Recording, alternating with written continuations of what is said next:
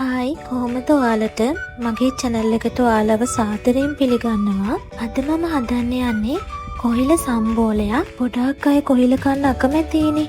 ඒ අයටත් මේ සම්බෝලේ හදලා දෙන්නකෝ බලන්න. ඉතින් මේක හරියම පහසුවෙන් හදාගන්න පුළුවන් සම්බෝලයක්. එහෙනම් අපි බලමු මේ සම්බෝලේ හදන්න මොනවද ඕනි වෙන්නේ කියලා. අපිට මේකට ඕනි වෙනවා කොහිල අලයක්. ඊට පස්සේ මට ඕනි වෙනවා ගාගත්ත පොල් මිටා, සිහින්ව කපාගත් අමු මිරිස් කරල් දෙකක්, සිහින්ව කපාගත් ලුණු ගෙඩියක්, දෙහි බෑ එක යුෂ, ලුණු තේ හැඳි භාගයක්.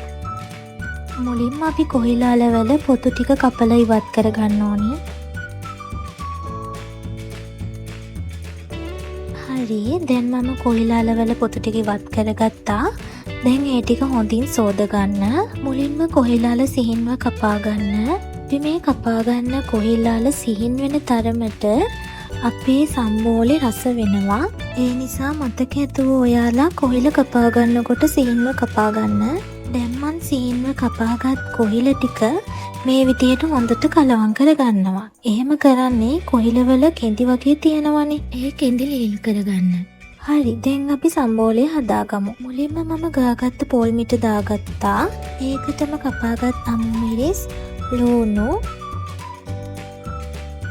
දෙහි බෑ එක යුෂ තමයි මම මේකට එකතු කරන්නේ. මම මේ වෙලාවේ එකතු කරගන්නේ ලුණු තේ හැඳි භාගයක්.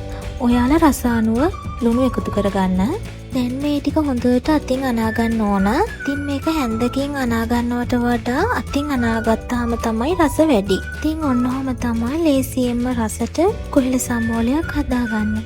ඉතින් ඔයාලා මේ වීඩියෝ එකට කැමති නම් ලයික් එකක් කමෙන්ට් එකක් දාන්න. ඉතින් මගේ වීඩියෝ බලන ඔයාලට ගොඩාක් ස්තුතියි. ගිහින් එන්නම්. සුබ දවසක්.